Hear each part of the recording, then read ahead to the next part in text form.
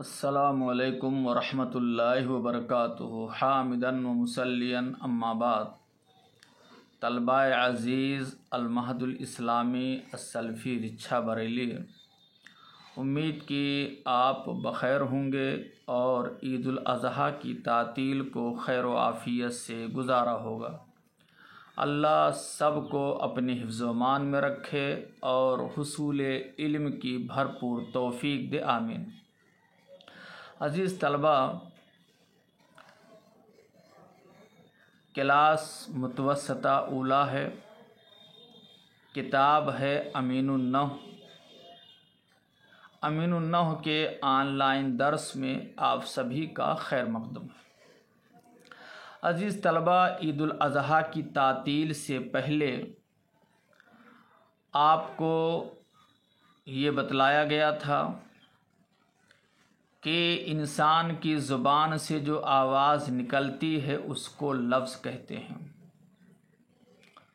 لفظ اگر معنی دار ہے تو اس کو لفظ موضوع کہتے ہیں، اور اگر لفظ معنی دار نہیں ہے تو اس کو لفظ مہمل کہتے ہیں۔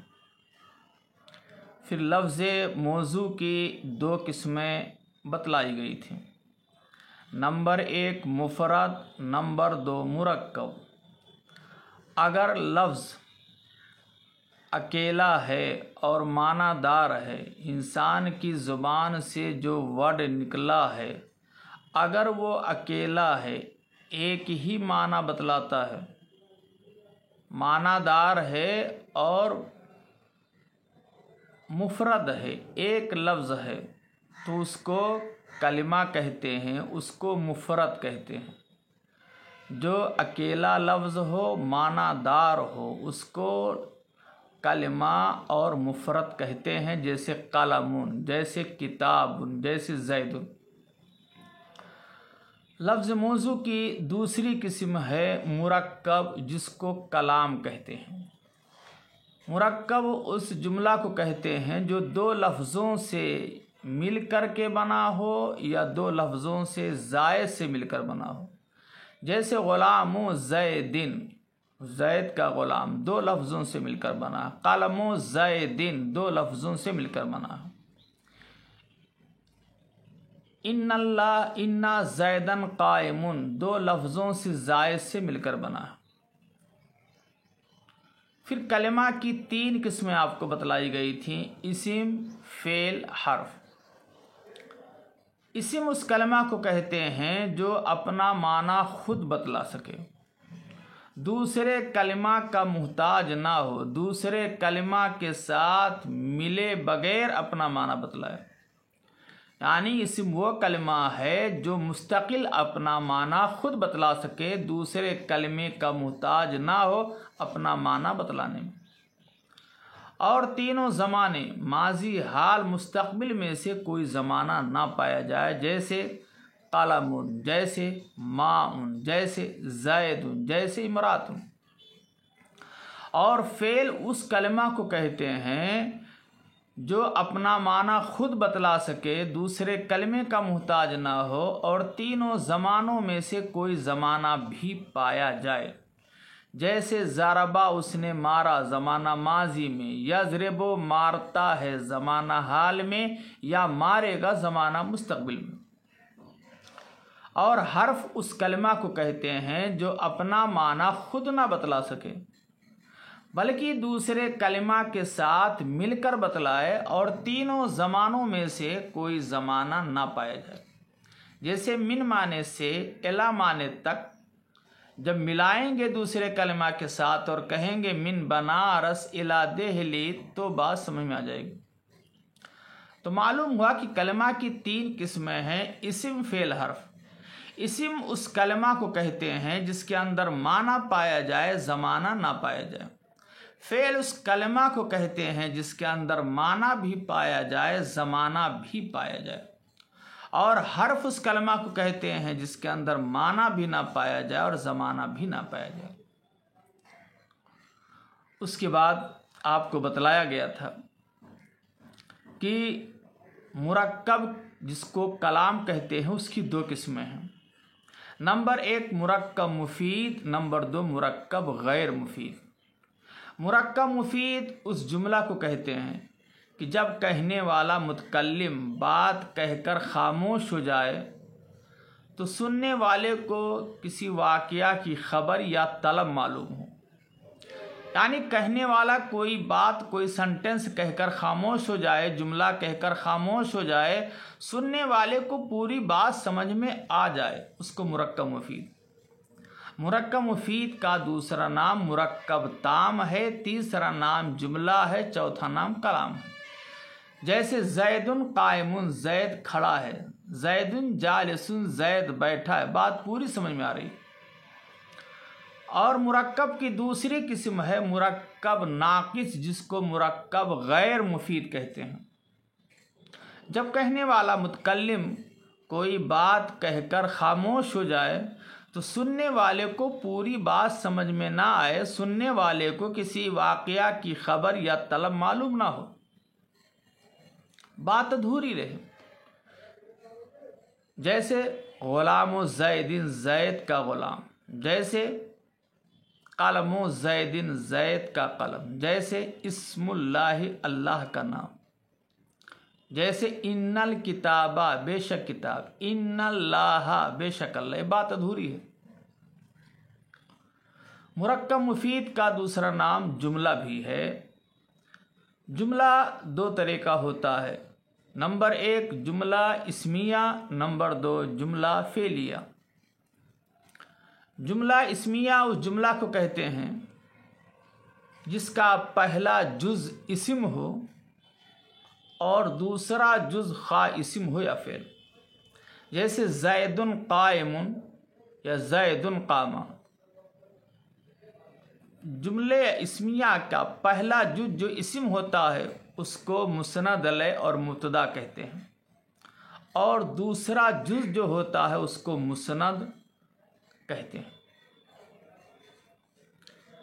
جملہ فعلیہ اس جملہ کو کہتے ہیں جس کا پہلا جز فعل ہو، جیسے قام زید۔ تو جملہ کی دو قسمیں ہیں، جملہ اسمیہ، جملہ فعلیہ۔ جملہ اسمیہ اس جملہ کو کہتے ہیں جس کا پہلا جز اسم ہو، جملہ فعلیہ اس جملہ کو کہتے ہیں جس کا پہلا جز فعل ہو۔ جملہ اسمیہ کی مثال جیسے زید قائم، جملہ فعلیہ کی مثال جیسے قام زید۔ پھر جملہ کی دو قسمیں ہیں، نمبر 1 جملہ خبریہ، نمبر 2 جملہ انشائیہ۔ جملہ خبریہ اس جملہ کو کہتے ہیں جس کے کہنے والے کو سچا یا جھوٹا کہنا درست ہو۔ اگر کوئی خبر دینے والا خبر دے رہا ہے، اگر خبر دینے میں صحیح ہے تو سچا ہوگا اور اس کی خبر سچی ہوگی، اور اگر خبر دینے والا جھوٹا ہے تو اس کی خبر جھوٹی ہوگی۔ تو جملہ خبریہ اس جملہ کو کہتے ہیں جس کے کہنے والے کو سچا یا جھوٹا کہا جا سکے۔ جیسے کسی نے کہا قام زید، زید کھڑا ہوا۔ اب اگر حقیقت میں زید کھڑا ہے تو خبر سچی ہوگی ورنہ جھوٹی ہوگی۔ اور جملہ انشائیہ اس جملہ کو کہتے ہیں جس کے کہنے والے کو سچا اور جھوٹا کہنا درست نہ ہو، جس کے کہنے والے کو سچا اور جھوٹا نہ کہا جا سکے۔ جیسے کسی نے کہا اضرب تو مار، تو اب حکم دیا جا رہا ہے اضرب تو مار۔ کسی نے کہا لا تضرب تو نہ مار، تو منع کیا جا رہا ہے۔ کسی نے کہا اجلس تو بیٹھ، کسی نے کہا لا تقم تو کھڑا ہو، یا کہا اشرب تو پی۔ تو اس میں کسی واقعہ کی خبر یا طلب معلوم نہیں ہو رہی، بلکہ اس میں تو آرڈر دیا جا رہا ہے، کسی کام کے کرنے کا حکم دیا جا رہا ہے، لہذا اس کو جملہ انشائیہ کہیں گے۔ جملہ انشائیہ کی 10 قسمیں مصنف نے ذکر کی ہیں، اسکرین پر آپ دیکھیے۔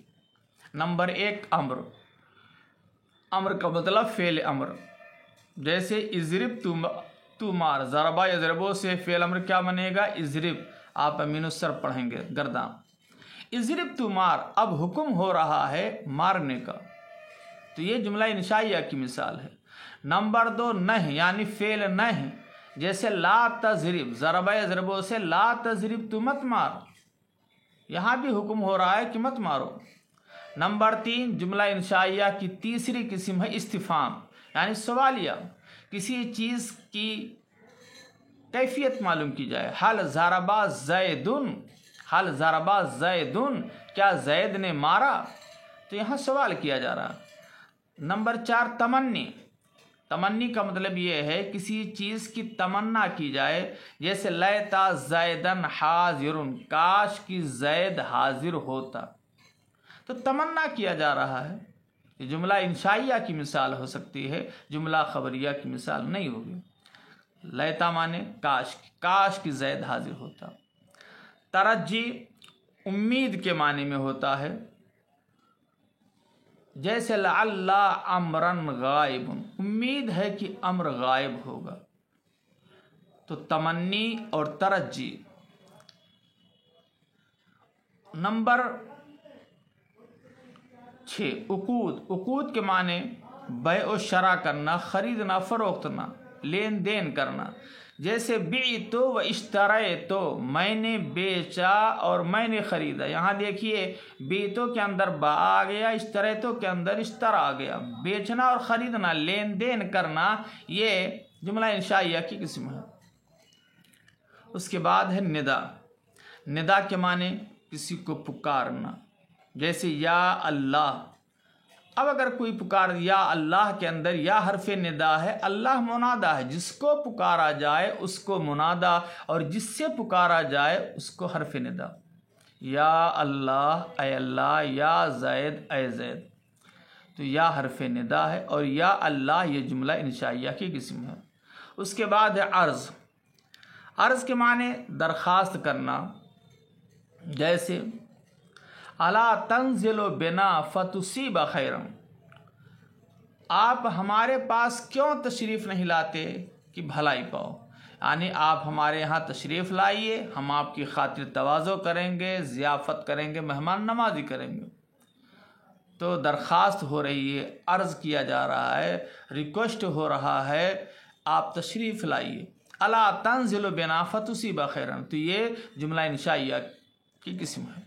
اس کے بعد قسم، جیسے واللہ لأضربن زیدن، اللہ کی قسم میں ضرور زید کو ماروں گا، تو واو قسمیہ ہے، اور جس جملے میں قسم آ جائے وہ جملہ انشائیہ کی مثال ہے۔ اس کے بعد ہے تعجب، تعجب کے معنی کسی چیز پر حیرت کرنا، جیسے ما احسن زیدن و احسن بھی، زید کس قدر حسین ہے، زید کیا ہی خوبصورت ہے۔ تو فعل تعجب کے 2 صیغے آتے ہیں، ما افعلا اور افعل بھی، اسی طرح سے آیا ہے ما احسنا اور احسن بھی۔ تو فعل جملہ انشائیہ کی کل 10 قسمیں ہوئیں۔ نمبر 1 امر، نمبر 2 نہی، نمبر 3 استفہام، نمبر 4 تمنی، نمبر 5 ترجی، نمبر 6 عقود، نمبر 7 ندا، نمبر 8 عرض، نمبر 9 قسم، نمبر 10 تعجب، اور ہر ایک کی مثال۔ اس کے بعد مصنف نے بیان کیا مرکب غیر مفید یا مرکب ناقص۔ مرکب غیر مفید کا دوسرا نام مرکب ناقص ہے۔ مرکب غیر مفید اس مرکب کو کہتے ہیں کہ جب کہنے والا کوئی بات کہہ کر خاموش ہو جائے تو سننے والے کو کوئی خبر یا طلب معلوم نہ ہو، بات ادھوری رہے، اس کو مرکب غیر مفید کہتے ہیں۔ جیسے غلام و زید، زید کا غلام، جیسے ان اللہ، بے شک اللہ۔ تو عزیز طلبہ، آپ کو بتلایا گیا کہ جملہ کی 2 قسمیں ہیں، جملہ فعلیہ، جملہ اسمیہ۔ پھر آپ کو بتلایا گیا کہ جملہ کی مزید 2 قسمیں ہیں، جملہ خبریہ، جملہ انشائیہ۔ پھر ہر ایک کی تعریف کی گئی، اور مزید آپ کو بتلایا گیا کہ جملہ انشائیہ کی کل 10 قسمیں ہیں، اور وہ 10 قسمیں یہ ہیں، اور ان کی مثالیں یہ ہیں۔